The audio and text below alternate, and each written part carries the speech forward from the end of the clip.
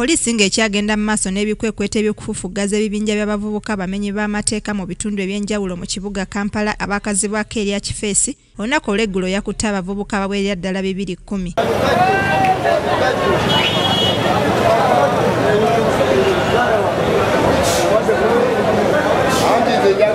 Okusinziira ku adumira poliisi eya Kampala eya CPS Aaron Baguma, abakwata abasinga babbi ba Lulango era nga basiba bakwatibwa ne batwalibwa mu makomera naye nga buli lwe bateebwa baddamu ne babba. Bano betukute bebe twali tubakutteko abala tubakwata era bavalizira nti ne wano bakuwa testimony ndimbadde ziremya babadde ziremyeze ena ne bakomawo kati bano betuyita habitual offenders bana abalemedde mu bubbi era ffe tetugenda kugamba nti tukoyo okukwata abo tujja kweyongera obakwata. Aaron Baguma era ategeezezza nga mu bana abakwatiddwa 210 abamu bwe bakyali abaana bato abali wansi w'emyaka 18 era ng'etteeka teribakkiriza kusibibwa wamu n'abo abantu abakulu nga bano baakutwalibwa mu bifo ebibudaabuda abaana bato nga ekampiringisa. Kati ng'abo abaana abato boolaba kati tukuta abaana abato ate they are very dangerous.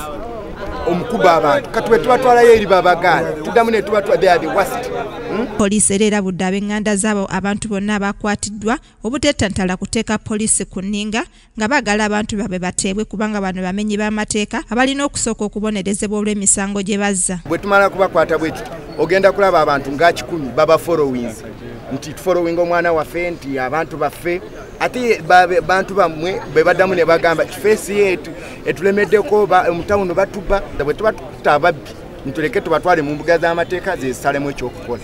Okuva mu mwezi gw'okubiri omwaka guno okulonda kwa bonna nga kwakaggwa waliwo ebibinja by'abavubuka abamenyi b'amateeka ebyabalukawo mu bitundu ebyenjawulo mu kibuga Kampala nga bibba abantu nga kwotadde n'okubakuba obudde bonna nga batambulira mu binja nga bambalidde emiggo n'ebintu ebirala ebisinga kwotadde okutulugunya bannayuganda.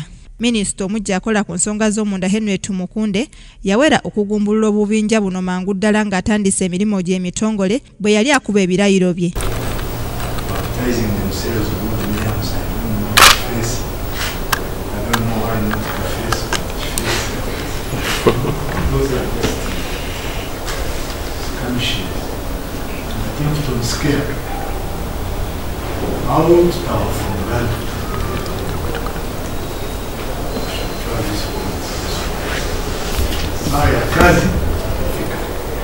Haidat Nakawesa, Kingdom TV, Amalindirire. People just arrested me because they are jealous of me. Because I pictured the video of Gravity winner. Why are people jealous? They shouldn't start of my back. Let them leave me alone.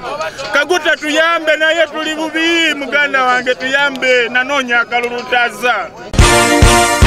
This is Kingdom TV.